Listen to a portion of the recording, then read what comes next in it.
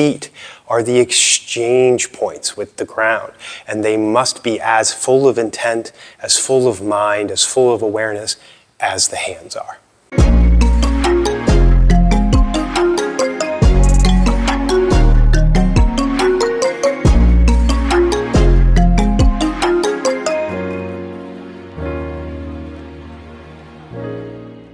Hi, I'm Grant Kleiman from Darsana Martial Arts. Welcome to the channel.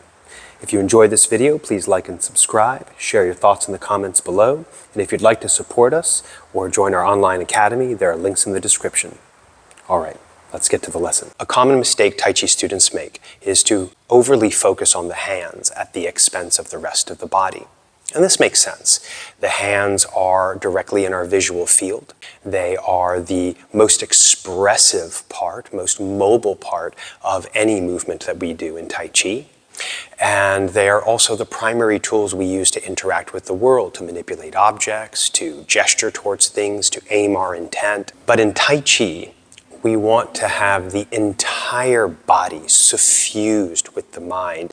We want to be present in every part of the body, to be mindful. And the feet often get left out of this. Typically with our feet, we are either merely standing on them or stepping, and we really only pay attention to the feet when they're not doing that job properly. Either they hurt, or we've just tripped over something, or the way that they are placed isn't conducive to the type of movement that we need to do, and we make some adjustment, and then we forget about them again. But in Tai Chi, we want our feet to be gathering as much information as our hands. We want them to be expressing as much intent as our hands, as well as the rest of the body. The primary way of doing this, of course, is to just listen or ting in the feet as much as you do in the rest of your body. And that doesn't just mean how the feet are placed on the ground or where the weight is focused in them, but how the feet greet the ground, how they contact the ground. The feet themselves have structure. The feet themselves have alignment. They also must be activated. They must be felt in 3 dimensions, not just length and width, but height. So we want to place the feet in a way where we are slightly cupping or gripping the ground. And there are a few ideas about foot alignment that I can go over with you that may help you to bring more attention to the feet and better understand how we want to use them. There's a notion I actually picked up from my time studying yoga called the 4 corners of the feet.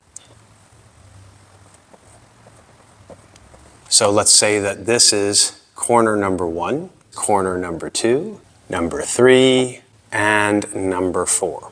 These represent the places that weight distributes to when the alignment of the foot is proper, and placed and focused over the bubbling well, which is right about there in the foot. This would be the Yang Chuan point. It's this point that our weight is centered over. This is the point that we sink to, but when we do that, the weight is distributed over the 4 corners of the feet.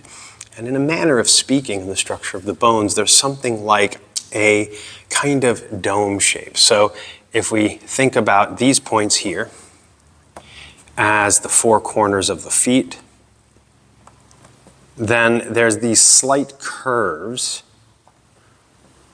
that connect them in the structure of the foot. Something almost like a awkward pyramid, and then that goes down into the center.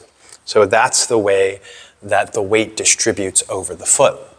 And so when we place the foot down, the weight placement has a path from the inner corner of the heel, travels to the outer corner, to the little toe, and around to the big toe corner, like that. It has this sort of spiral. It'll depend a little bit on the step. Of course, backward steps will do the opposite. They'll start from here and work their way around. But in essence, when we place the foot down, we don't just flop the foot down and then stand on it and let it sort of spread under our weight passively. There is a bit of gripping to the ground. So we spread the bottom of the foot open, stretching the toes out, right? Spreading the foot out a little bit like this, stretching, right? So that the Yang Chuan point is opened. And then as we place the foot down, we gently grip the toes onto the ground. And all of this should be done with intent.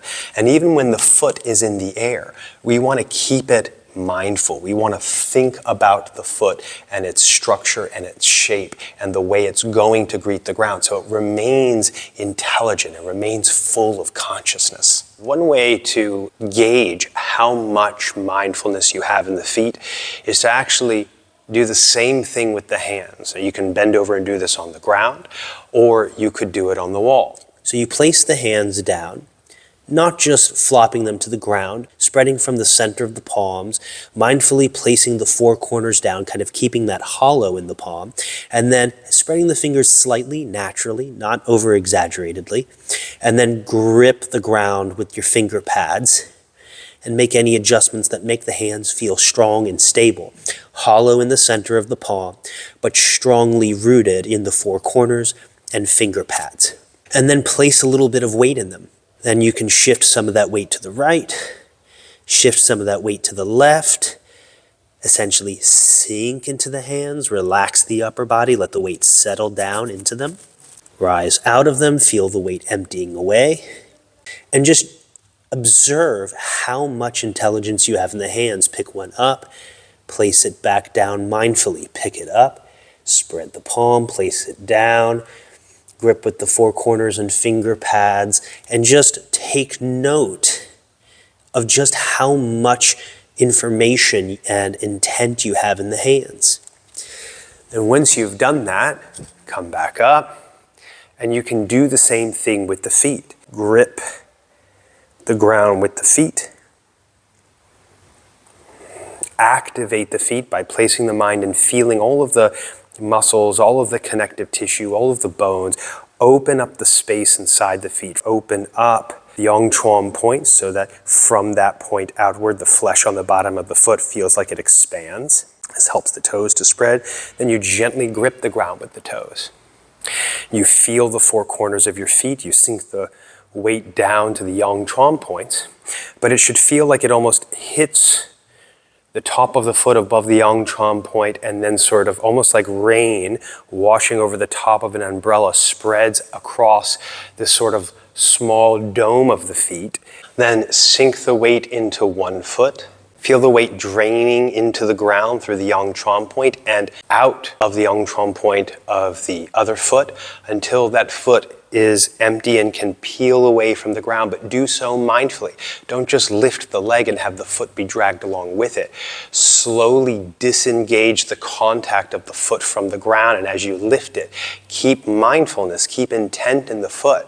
When you place it back down, it touches empty, and then it slowly feels the ground and engages contact in the spiral motion we discussed. Of course, if we're stepping backwards, it will be the ball of the big toe that touches first.